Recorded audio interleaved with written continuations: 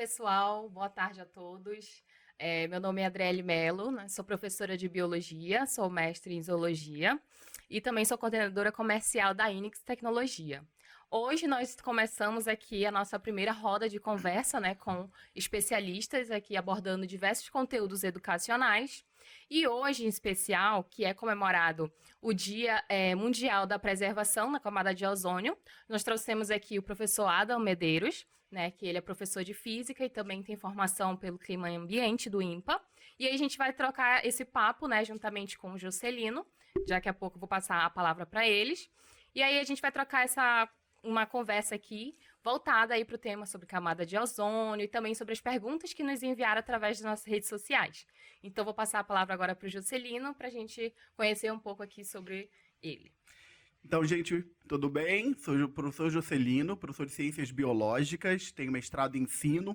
Adriele, já fico nervoso de começo, a gente tem um especialista na nossa frente, um especialista sobre o clima. Mas aí eu começo a me perguntar, professor, já deu aula para educação básica? Olha, cuidado, eu já falei, se você me der a palavra, eu não devolvo mais, viu? Eu falo muito. Veja, eu comecei minha trajetória de ensino dando aula para quinta série. Então é professor formado. Quinta série. Sim, de matemática na época eu dava aula, sou formado em física, mas dava aula de matemática. Esse é o retrato do Brasil. Sim. Temos que fazer 100%. Tem muitas histórias. Então, dentre dessas possibilidades, a gente pode olhar para o clima com um olhar muito especial. Sim. Hoje, nós vivemos o momento das mudanças climáticas.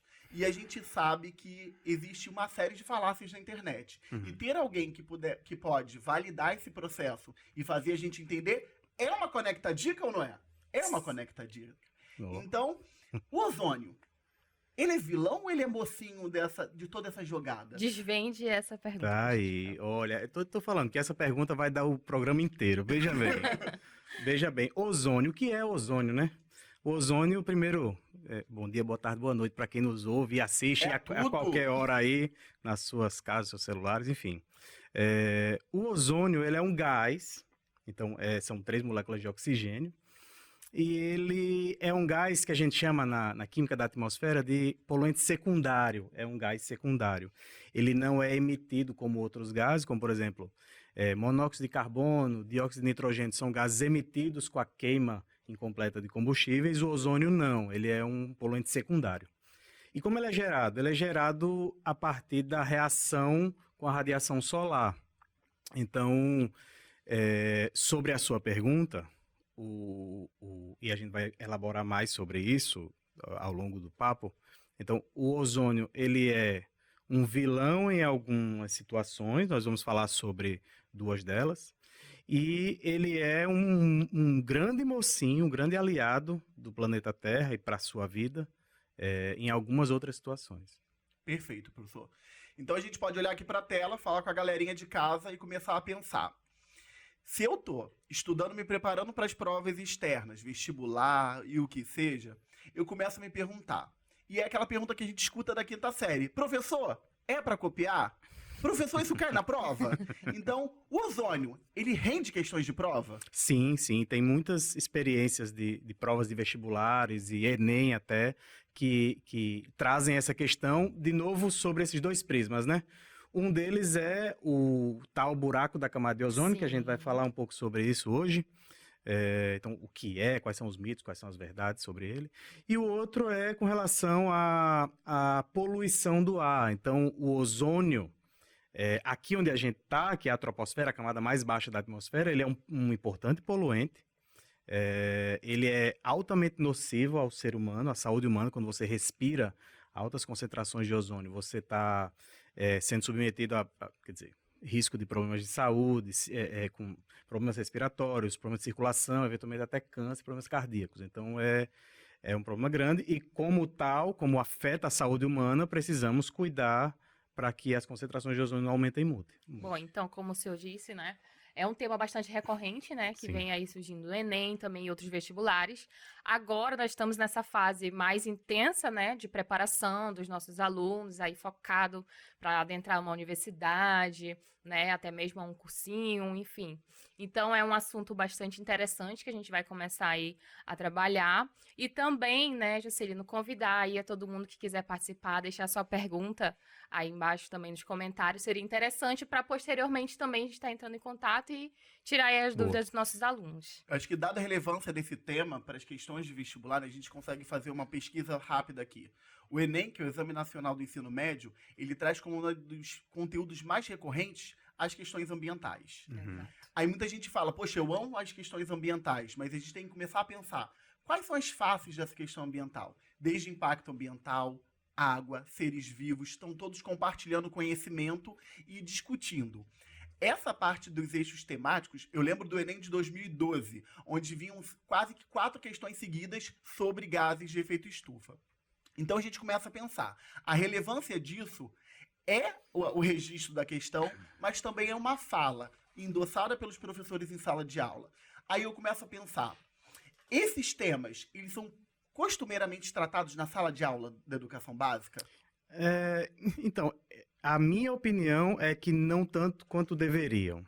Eu acho que é um tema, bom, de novo, se isso afeta a vida humana, deveria ser muito mais tratado. Eu acho que ainda estamos engatinhando muito por causa dessa questão de fake news, tem ou não tem, quer dizer, as mudanças climáticas são um fato científico e não tem como dizer que não.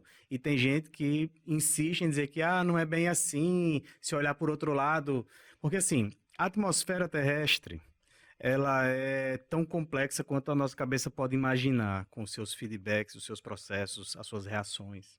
E pessoas passam décadas estudando e não conseguem entender todos os feedbacks que acontecem na atmosfera.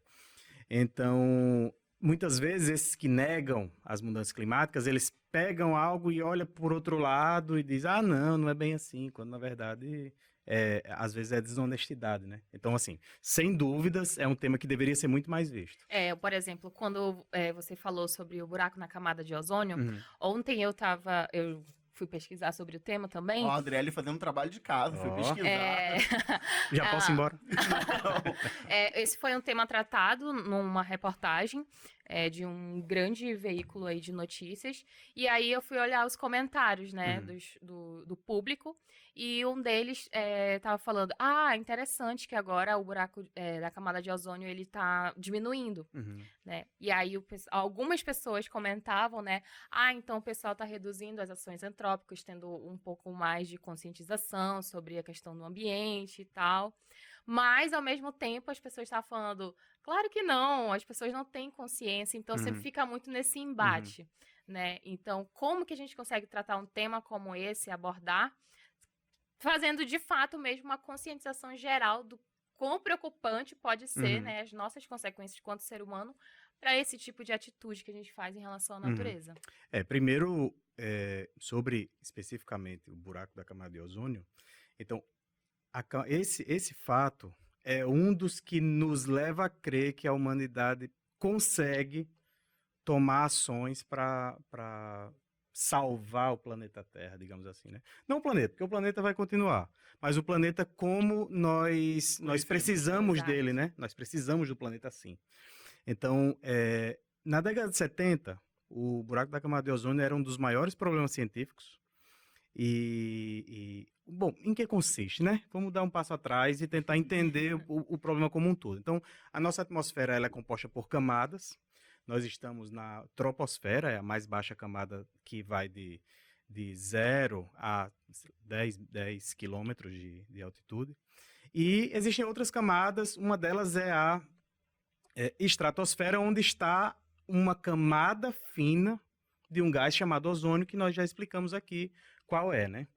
Então, o que acontece com esse tal ozônio? O que ele tem de bom? Essa é a parte boa do ozônio. A níveis estratosféricos, ele interage com a radiação ultravioleta, impedindo que a radiação ultravioleta chegue até o planeta Terra. Ora, se há um buraco é a ausência dessa fina camada na atmosfera, Como se fosse uma quebra desse Exato. espaço que permite Então- que essa radiação entre. Exatamente. E isso estava causando maior incidência de câncer e tudo mais, porque você imagina, né? Se você vai para a praia e está ali com seu protetor solar, proteção UVA, UVB, se tem mais radiação chegando, você está mais propício a ter câncer de pele e etc, né? Os outros males que a radiação traz. E esses dados foram bem alarmantes durante Sim, muito tempo. exato. Até que em 1986, se eu não estou enganado, me desculpem se eu errei a data, houve um protocolo de Montreal, onde foi decidido... 85. Obrigado. Então, vejam aí se eu estou certo. Então, Deixa eu colar, deixa eu olha colar. aí, ó, se eu tiver acertado, 1985. certo. Bom, houve um tratado para banir os gases emitidos os compostos químicos emitidos pelos seres humanos que estavam reagindo com o ozônio. O que estava acontecendo? Os gases, bom, existem emissões naturais de gases, uma queimada natural, um vulcão, etc. Mas o ser humano estava emitindo mais gases que reagiam com essa camada de ozônio, retirando ozônio da camada. E com isso, nesse protocolo, foi decidido que esses gases seriam banidos, que são os CFCs e alguns outros. Os principais deles são os CFCs, né, que é o clorofluorcarboneto. Deixa eu fazer um adendo aqui, professor. Faça. 1985, Convenção de Viena para a proteção da camada de ozônio. 1987, que Opa. seria o protocolo de De Montreal. Dando crédito aí, o professor Nem eu, estava nem... certo. Não, Você não, falou falei 86, né? Tranquilo. Só corrigindo a 86 informação para você que é vestibulando, Ó. você que tá aí, ó, atrás das datas, registra essas datas para você não se perder numa pegadinha das questões. Boa. 86 foi o ano que eu nasci, foi por isso. O meu também. Então, Olha aí, ó. a gente poderia defender 86, mas ó, fomos em 85 e acertamos em 87. Sim, boa.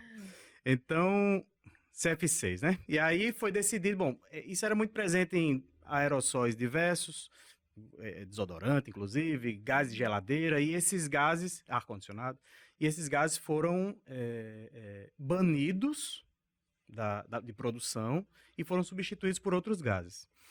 E como consequência disso, a camada de ozônio foi restaurada em sua grande parte, e hoje em dia ainda existe um buraco da camada de ozônio que ocorre em algumas épocas do ano, no Polo Norte, na região norte, né? Na região polar. Então, por vezes ele pode migrar, mas ele hoje já não é um problema que alarma tanto a humanidade quanto outrora foi. Ao mesmo tempo, quando você pensa em mudanças climáticas, aí sim é algo que a gente está longe de chegar a um consenso. Quer dizer, existem alguns movimentos da União Europeia, dos Estados Unidos, para até 2035 não ter mais carros a combustão, por exemplo. Mas pensar em mitigação de emissões é algo que ainda está muito longe a níveis governamentais. A gente consegue ver, então, uma estratégia executada através da redução desse buraco da camada de ozônio, mas, obviamente, foi uma estratégia coletiva, Sim. de grande maceração nos meios de comunicação, e hoje a gente vê essa duplicidade quando fala de mudanças climáticas. Sim. Então, a gente tem que começar a pensar, né? Como que eu me comprometo com essa causa? Quais são os elementos que obrigatoriamente vão fazer essa causa ser reversível? Do outro lado, a gente vê aí a polarização das redes sociais, né? Em Sim. tudo que a gente tem hoje em dia, Sim. mas a gente também conhece aquela história, o aquecimento global, as mudanças climáticas são fenômenos cíclicos. O que poderia derrubar essa ideia de um fenômeno cíclico, natural e que vai acontecer? Então, a única coisa que derruba isso é dado científico. Quer dizer, se você pensar que nós estamos há pelo menos 10 anos aumentando os nossos recordes máximos de temperaturas extremas, mais altas, e ao mesmo tempo tem gente que pega um dia mais frio do ano e diz, tá vendo como é que a pessoa diz que está aquecendo se está o dia mais frio dos últimos 20 anos? Quer dizer, quando você intensifica a emissão antropogênica de compostos do efeito estufa, por exemplo, então você está intensificando os eventos extremos de muita chuva ou muito frio e de muito calor também. Sim. Então, assim, se ilude quem acha que está muito frio é porque o planeta está resfriando, quando na verdade é muito frio num lugar, muito quente no outro. As emissões antropogênicas, por exemplo, não é o tema, mas é importante para a gente aqui da Amazônia. e para o pessoal de São Paulo também. É a nossa região que modula toda a chuva na América do Sul. Então, imagine também que, preste atenção e procure no Google você aí. Os anos que tiveram secas extremas em São Paulo, no Sudeste, que 2015 eu acho que foi uma grande seca, teve outra agora há pouco tempo. E é fácil ver isso porque todo mundo noticia, porque crise hídrica lá, falta energia, né? Não tem energia para encher as barragens e tudo mais. E ao mesmo tempo, se você olha para as regiões de cheia na Amazônia, você vê que sempre bate, ou com uma defasagem de 1 ano, 6 meses. Cheia extrema na Amazônia, seca extrema no Sudeste. Por quê? Porque a chuva que vai daqui vai para lá pelos tais rios voadores, né? Sim. Rios voadores. É matemática talvez para outro podcast. Exatamente. Vocês me chamaram aqui porque quiser. Professor Adam querendo ser fixo no Eu nosso falo, quadro, gente. Vai rolar um contrato, será? Então, pensando nessa ideia geral, o senhor falou que o tema, às vezes, ele não é tão debatido, não é tão usual em sala de aula. Aí eu, que puxo a cadeira para o ensino, eu fico pensando, né? A formação do professor sempre contestada. Tipo, o professor tem conhecimento suficiente para discutir esse tema? Aí eu fico pensando, será que o tema não é abstrato demais para criar práticas que sejam fáceis em sala? Tipo, o que a gente poderia fazer para poder simular esse ambiente e entender esses processos? Na ideia de que, assim, poxa, eu posso ofertar esse modelo didático e ele vai funcionar, o professor vai se sentir seguro. É claro que a gente entende que a formação do professor é algo que tem que existir, de fato, tem que ter investimentos firmes nessa educação, nessa formação continuada, mas o que a gente hoje aqui pode dar como dica? Usa tal elemento e vamos começar a discutir com os alunos. Vamos trazer, porque a gente gosta muito aqui na INIX de uma ideia chamada de experimentação. Exato. A gente gosta do ensino de experimentação, a gente gosta de metodologias que permitam esse envolvimento em massa do aluno. Então, eu, professor, estou assistindo aqui o nosso bate-papo e eu quero mudar a rotina. Eu entendo a urgência do tema e quero criar um elemento didático que funcione para minha sala de aula. Tá. Bom, em geral, você tocou num ponto importante para mim, porque eu trabalhei durante 7 anos nas licenciaturas em Física, em Tefé. Um beijo, pessoal do Tefé. Então, é um tema muito caro. Formação de professores, para mim, é um tema que eu gosto muito. E você sabe que quando a gente vai para a escola, lá para o chão de fábrica, como a gente chama, né? A gente vê boa vontade, a gente vê que eles querem, a gente vê que eles têm vontade, mas muitas vezes, e aí é um problema maior do que o professor que está lá, né? Só o querido professor. Isso, muitas vezes o professor, coitado, vai de manhã, aí à tarde já é para outra escola, à noite já faz o terceiro turno não sei aonde, dá uma aula de reforço e tal. Então, muitas vezes a falta de tempo impede com que ele procure algo diferenciado e tal. Mas, se eu fosse dar uma dica, 2 coisas. Primeiro, em que nível você está ministrando aula, né? Porque é diferente você pensar em estratégias didáticas para o ensino fundamental do que para o ensino médio, do que para o ensino superior. São estratégias diferentes.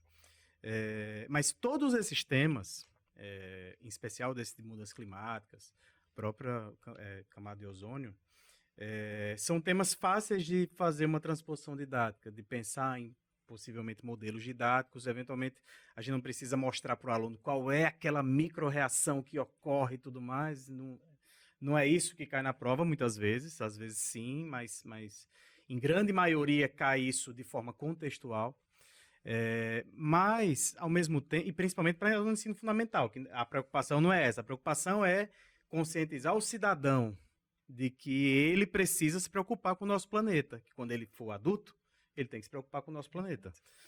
No ensino médio, aí você já tem os elementos de química orgânica e tudo mais que você pode trabalhar de maneira um pouco mais profunda. Mas eu gosto muito, por exemplo, de modelos didáticos. Eu acho que funcionam bem, é bem visual, o aluno vê. E hoje em dia a gente tem a nossa mão, todo mundo tem um celular, né? Claro, não todo mundo. Não todo mundo. Mas Grande parte da população. Muita gente tem o seu celularzinho, melhor ou pior, mas tem o seu celular, então o professor tem ali alunos que muitas vezes têm o celular na mão, e os países de primeiro mundo estão entrando em um ciclo de utilizar isso como ferramentas para que isso potencialize o aprendizado do aluno. Enquanto a gente está, guarda esse celular, menino, não sei o quê, quando a gente poderia estar usando de uma outra forma. Então, às vezes, uma pequena formação continuada pode mudar o olhar do professor e fazer com que ele utilize essas ferramentas que estão à mão de todo mundo em prol do ensino, né? Sim, sim. Eu acho que hoje a gente tem esse artefato, né, tecnológico, que são os dispositivos móveis que permitem observar simuladores, Sim. até mesmo eixo de gamificação, com Uhum. vários games que hoje startam a temática. Uhum. Então, acho que a gente pode buscar também esse material, fazer uma curadoria legal e ter Boa, isso disponível, né? boa, Para que a gente possa socializar quanto professor e com os alunos, e fazer boa, da sala de aula um ambiente diferente. boa. Outra coisa que a gente fica pensando muito, né, quando fala no ozônio em si, é porque ele tem, o senhor explicou perfeitamente quando a gente tem ele estabelecido na camada, como que ele serve com essa proteção da radiação, mas no nosso cotidiano, esse ozônio, ele continua sendo algo positivo? Não, então, aí é esse o lado negativo que eu falei no início, né? Bom, o ozônio, somado a alguns outros gases, aí a gente pode citar monóxido de carbono, CO, óxidos de nitrogênio e alguns outros. Eles são material particulado, que é... Opa, não Tudo fique nos nervoso não. conformes. Que é poeira, né? Então, poeira, fuligem, fumaça, tudo isso, quer dizer, esses materiais particulados às vezes são até um pouco mais graves, porque quando você inala, eles ficam nos seus alvéolos pulmonares, e o pessoal da Exato. biologia sabe melhor do que eu. Então, o ozônio, bom, foi tema do meu trabalho de doutorado. Ó, acertei no que não vi. A níveis troposféricos, eu estou preocupado no que a gente está respirando. E, por exemplo, existem pesquisadores que estudam o ozônio na floresta. É interessante, mas não é o que eu tenho como tema de pesquisa. Eu estou preocupado, de novo, com a saúde humana, com aquilo que eventualmente pode mitigar. E um parêntese, antes de responder a sua provocação, o meu trabalho de doutorado foi em estudar os efeitos da mudança do uso de combustíveis nas termoelétricas de Manaus. A gente sabe que nos últimos 10 anos a gente está passando por uma transformação de óleos combustíveis para gás natural. Então, grande parte, a maioria da energia gerada aqui em Manaus, para quem não é daqui, a gente tem uma hidrelétrica muito pequena, em Balbina, e que também é um desastre ambiental. A gente pode fazer um só falando sobre isso. Impactos ambientais pode ser um bom tema. Por exemplo, a hidrelétrica de Balbina, ela, por causa de um contexto político, eles aceleraram a inauguração, na época dos militares ainda, porque o presidente vinha aqui e disse, eu quero inaugurar. Bora começar. Porque começar uma hidrelétrica, na verdade, é inundar, né? É fechar a barreira e vai começar a subir a água. Só que começou a subir a água com muita floresta ainda. Sim. E aí, porque tinha que desmatar tudo onde ia virar o lago. E quando você inunda uma floresta, o que acontece? As árvores apodrecem. Sim. E elas estão lá apodrecendo até hoje. Quando você vai no Lago de Balbina, você vê árvores apodrecendo e emitindo enormes quantidades de metano, que é um dos principais poluentes dos principais gases para a camada do efeito estufa. Uhum. Então, metano é um dos grandes... A gente se preocupa muito com CO2, né? Sim. Mas o metano é um dos principais poluentes para a camada do efeito estufa. Voltando ao ozônio, então os meus alunos reclamam que meus preâmbulos são muito longos. Às vezes eu faço um preâmbulo de meia hora. Então, voltando para o ozônio, de novo, ele é um gás secundário, um poluente secundário, e aqui na Amazônia ele é peculiar sobretudo, porque a nossa floresta ela emite grandes quantidades de compostos orgânicos voláteis pela floresta. A floresta emite grandes quantidades de compostos orgânicos. E esses compostos orgânicos que têm abundância aqui, quando eles chegam em Manaus, eles pegam toda essa emissão antropogênica de óxido de nitrogênio e eles reagem com radiação solar, que é só o que tem aqui o ano todo, né? Radiação solar, e viram ozônio. Então, a gente tem... Bom, Manaus ainda é uma cidade muito limpa em relação a São Paulo, por exemplo. China, nem se fala. Mas a gente já tem exercícios aqui, já tem dias do ano que tem enormes quantidades de ozônio. A gente já está respirando isso aqui em Manaus. E o ozônio, existe uma infinidade de trabalhos que mostra que o ozônio, quando ele é inalado pelo ser humano, ele pode causar problemas respiratórios simples, como uma alergia, até uma asma, câncer de pulmão. Aí vai para problemas circulatórios, problemas cardíacos, problemas do cérebro e, eventualmente, até morte, se você inalar em enormes quantidades, né? Perfeito. Eu acho que a gente tem que começar a pensar no elemento em que taxas que ele está na nossa atmosfera, né? Sim. E em que momento ele está sendo utilizado, Sim. né? Então, acho que investimento na arborização urbana ajuda a controlar muito desses problemas, né? Porque ajuda no fator climático, de fato. Eu posso fazer Pode? um comentário sobre isso? Isso é muito interessante. Bom, como eu falei, o ozônio, de novo, a atmosfera é algo muito complicado de se entender. E o ozônio, por ser um poluente secundário, ele vem de reações. Então, eu participei de uma banca de mestrado que um dos avaliadores perguntou para o aluno, mas ozônio, né? Um poluente secundário. Se eu encher a cidade de São Paulo de árvores, por exemplo, é um exercício, né? Se eu encher a cidade de São Paulo de árvore, o que vai acontecer com esse poluente especificamente, o ozônio? Aí ele, eu acho que vai diminuir, porque vai melhorar o ambiente, né? Na verdade, São Paulo é um grande centro urbano com, sei lá, milhares de vezes mais emissões antropogênicas do que Manaus. Perfeito. Ao mesmo tempo, se você colocar um monte de árvore, você está aumentando as emissões por parte das árvores. Sim. E isso vai aumentar a razão ótima de geração de ozônio. Então, muitas vezes, os feedbacks complexos da atmosfera nos fazem ir contra o que a gente acha. Por exemplo, se você encher a cidade de São Paulo de árvores, ela vai melhorar, por exemplo, ilhas de calor e outras questões urbanas problemáticas. Mas não seria uma estratégia de mitigação do caso do ozônio. Jamais. Então, isso é uma ótima dica de prova, né? Jamais. Com certeza. A gente pensar que sempre costuma acreditar que investindo no reflorestamento, na recomposição de matas ciliares, a gente vai resolver o problema da atmosfera. Mas quanto ao ozônio, não. Não. Então seria uma exceção interessante para ficar registrado Quem como uma sabe, conecta né? dica. Elaborador de provador às exceções, né? Isso. Eu acho que eles só pensam nas exceções, né? Coitados dos alunos. Sim. Mas eu acho interessante, eu acho que essa ação direta, da gente ter ações que fortaleçam e façam a gente dimensar, é o grande objetivo desse quadro. Boa. É fazer a gente repensar algumas falas gerais e entender até onde é aplicado.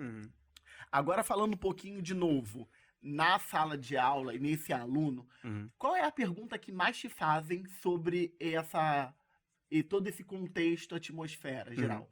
Eles chegam para você e já perguntaram, tipo, por que tem tanto oxigênio? Tem perguntas assim que você fala assim, todo lugar que eu vou tem que responder isso, e as pessoas sempre perguntam isso e fazem cara de curioso quando eu tô respondendo. Então, eu ministro aula hoje para o curso de meteorologia, mas eu ministro aula das disciplinas de física básica. Então, muitas vezes, isso acontece muito na sala de aula, né? Poucas perguntas e muito, que horas a aula acaba?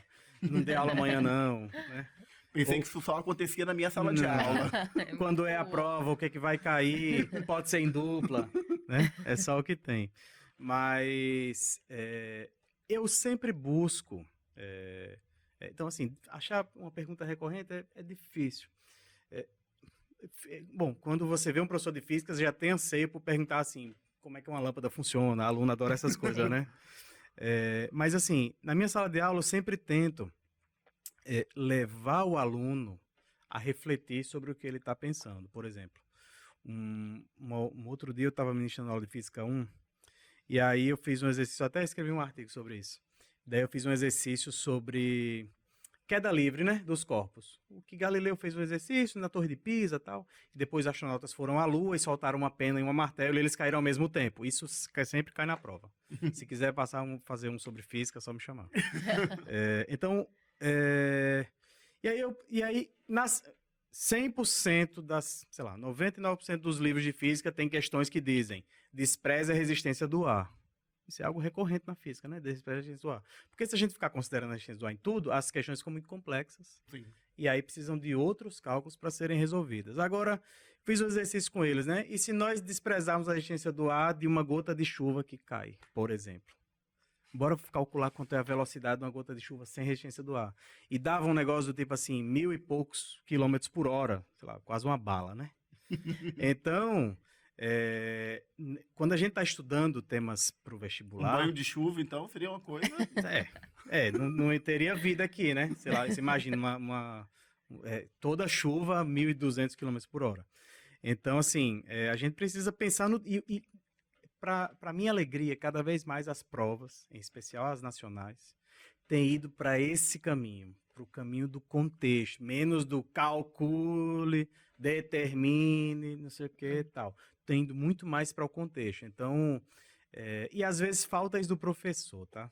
Às vezes falta o professor ter essa sensibilidade e levar Propor para o contexto. exatamente. Propor ali E levar para o contexto não significa que o cara vai simplesmente dar a aula dele conceitual. Entenderam? Todo mundo entendeu? Pronto, tá todo mundo passado, não precisa fazer prova. Não, eu acho que fazer prova é importante, o aluno fazer exercício, fazer as contas é importante.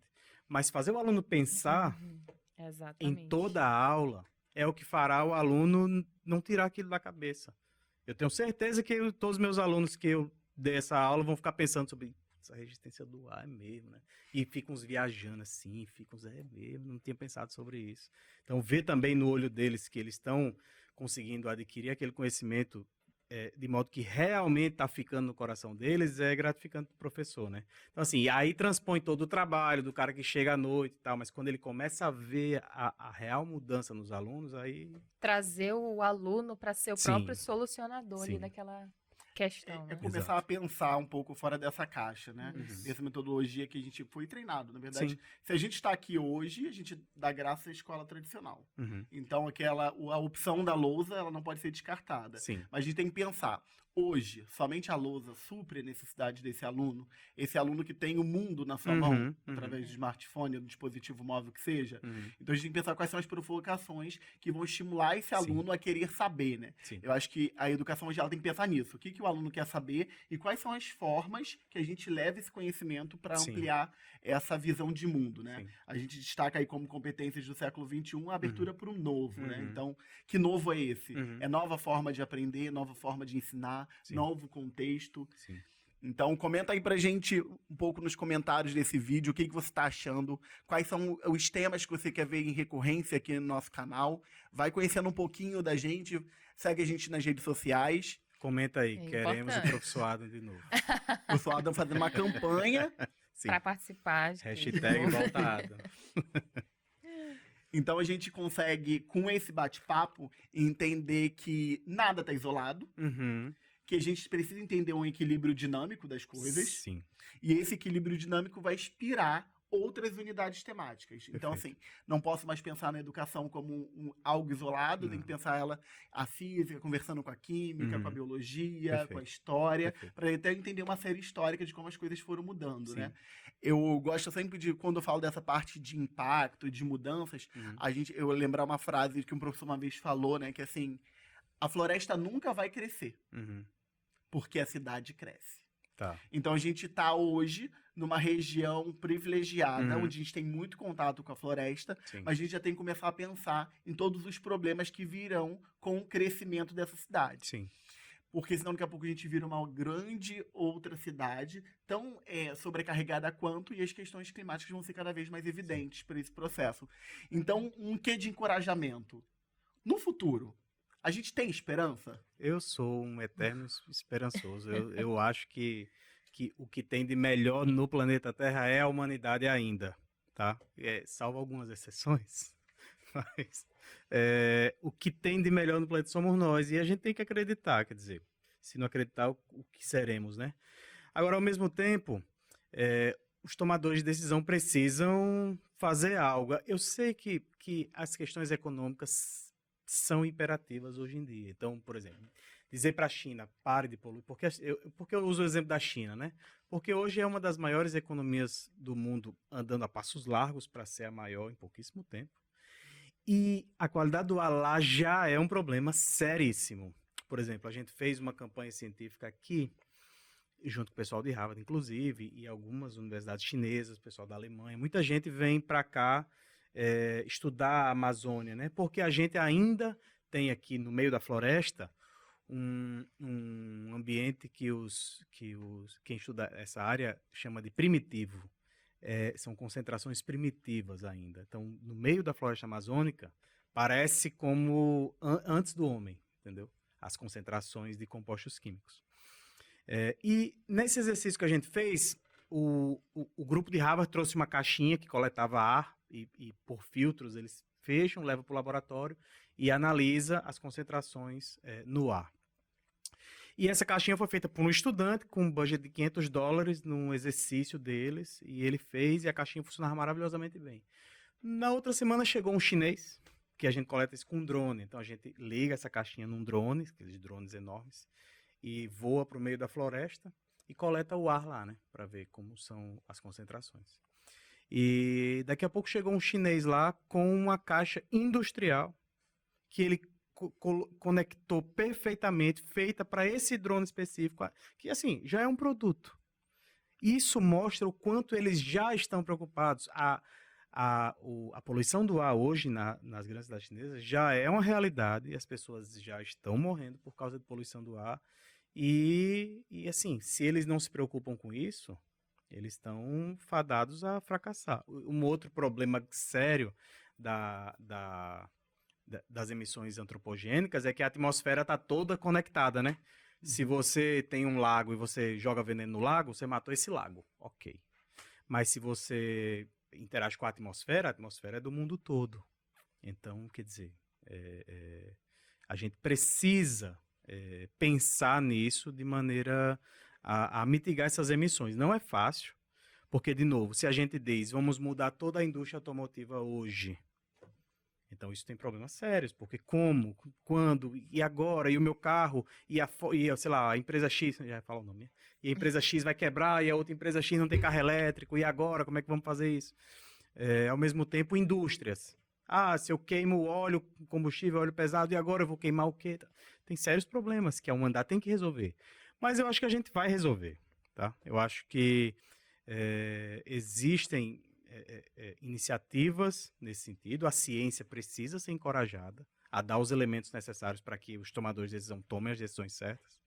E, ao mesmo tempo, eu espero que não chegue a esse ponto, mas talvez a gente precise chegar até o limite. Até o limite em que quem está lá na frente diz, opa, não, calma aí. Tá dando ruim para mim. Eu estou tendo prejuízo disso, daquilo, tal, então vamos regredir. Então, hoje a gente vive esse olhar atento sobre a Amazônia, né? Uhum. Mas a gente vê que isso é uma preocupação até muito mais de outros países do que internamente. Pode se justificar porque teve toda uma derrocada ambiental em diversos países e eles ainda veem aqui como um celeiro meio intocável, que reforça até uma relação de identidade da Amazônia equivocada, onde aqui é totalmente isolado. Então, todo esse processo. Então, cuidar desse fragmento, né? Hoje, vou aqui usar essa extrapolação sem estar ancorado numa validação, todo esse mosaico florestal de floresta com essa expressividade, com todos os nichos que estão associados a ela, é urgente? Sem dúvidas. Bom, o nosso país ele é um país agrícola. Então, uma das nossas grandes virtudes hoje em relação ao mundo é que a gente tem comida para dar e vender para o nosso povo e para os outros. Então, esse é um fato. E expandir a fronteira agrícola também tem sido um fato. O problema é que essa fronteira agrícola tem se expandido em direção da Amazônia. Então, isso, bom, não parece ser muito inteligente por alguns fatores. Por exemplo, existiu um experimento há anos atrás da Transamazônica. O que fizeram, né? Abriram uma rodovia no meio da floresta, chama um monte de nordestino, um monte de gente, bom, de outros estados, e vamos colocar todos na Transamazônica. Então, tem uns vídeos bem emblemáticos do governo, sei lá, agentes do governo chegando com helicópteros e plantação de abacaxi e tudo mais, e vai ser lindo, é a Amazônia. Só que o nordestino, eu que sou de lá, né? O nordestino está acostumado, se o caba cuspir no chão, brota. E é assim mesmo. No primeiro dia do inverno, quando chove, se você for no outro dia, já está verde. Porque a terra é seca, porque não tem chuva, mas é absolutamente fértil. A terra da Amazônia tem problemas sérios de fertilidade da terra, o solo. Então, por exemplo, uma prática recorrente aqui é, para você fertilizar o solo, porque fertilizante é caro, e a guerra da Ucrânia com a Rússia está deixando isso mais notável, é um bom tema. Esse fertilizar a terra aqui é feito da maneira mais absurda possível, que é queimar, né? O que você faz? Você pega um fragmento de floresta, queima, essa matéria orgânica vira cinzas, que é fertilizante, fertiliza o chão. E aí ele vai lá e planta o roçado, sei lá, o feijão, o que é que seja, né? Uhum. Quando ele colhe isso, vai plantar de novo, a terra já não tem nutrientes. O que é que ele faz? Vai para a terra do lado.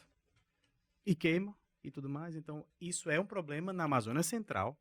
Então, temos dois problemas aí, né? O problema de mudança de uso de solo no meio da Amazônia, quando você viaja aqui no nosso verão do amazônico, né? Que é o inverno na América do Sul. Esse é um outro tema também. Eu falo demais.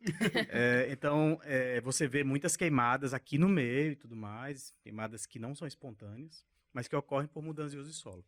E aí tem essa questão da mudança da fronteira. Eu acho que a mudança de chave acontecerá quando os nossos tomadores de decisão começarem a fomentar, de fato, o desenvolvimento sustentável da floresta. Então, daí a gente pensa, quer dizer, não dá para conceber como não tem uma grande ou grandes indústrias farmacêuticas aqui. Nesse experimento que a gente fez, veio uma chinesa, não sei se é chinesa, japonesa, enfim, que estudava em Harvard, e ela pediu para alguém comprar no mercado um vidrinho de óleo de copaíba. E ela colocou no equipamento lá e ela decompôs o óleo de copaíba, o composto e os compostos que eram emitidos pelo cheiro do óleo da copaíba. E ela achou diversos compostos que são semelhantes e se confundem com remédios, com compostos medicinais. E cadê as indústrias tratando isso? Quer dizer, a gente tem uma floresta que é o grande mito que a Amazônia vale muito mais em pé do que cortada, mas o povo precisa, quer dizer, se o coitado quer plantar, a única coisa que ele sabe é plantar. Se ele não tem outra coisa para fazer, se ele não tem um meio de subsistência, ele vai saber fazer o que ele sabe fazer para dar comida para o filho, né? Então, isso tem que ser decisões governamentais para fomentar isso e ajudar o povo a se inserir nessas ações, né? Aí sim eu acho que a gente para, porque não tem necessidade desse avanço desenfreado do desmatamento. Acho que a reflexão quanto a esse tema, ele é gigante, né? Sim. E ele pode ser acompanhado, acho que, em diversas oportunidades. Sim. E eu acho que a gente finaliza, né? Já fechando toda essa nossa discussão, o quanto é urgente pensar nesses processos e entender também a realidade do estudante hoje em dia, né? Uhum. Que tem questões extremamente complexas a serem analisadas. Sim. Aí eu falo diretamente com você, estudante. Estudar é treino. Se dedique, controla seu horário de estudo, foca naquilo que são já reconhecido como questões emblemáticas, questões recorrentes da sua prova. Fazer um planejamento, né? Fundamental. Crescer nessa ideia de planejamento, entender a dinâmica que essa prova tem. Então, são algumas das estratégias que te ajudam, além de participar do nosso bate-papo. Nosso bate-papo é garantia de questão certa. Tranquilo, gente? Boa. Queria agradecer para o Suadan, se dispôs a participar conosco. Muito obrigado. Você foi o primeiro e vai ser inesquecível, porque foi show. Muito obrigada, professor. Me chamei sempre. Quiser me contratar, eu sou barato. Tranquilo, gente. Obrigado a você. Não esqueça de curtir o nosso vídeo, tecer seus comentários. Nos comentários, na descrição do vídeo, a gente vai colocar as redes sociais do Suadan para vocês tirarem dúvidas, acompanhar o trabalho dele também na universidade. Valorizem os nossos especialistas, tá ok? Um abraço, gente. Até a próxima. Tchau. Tchau. Hashtag voltado.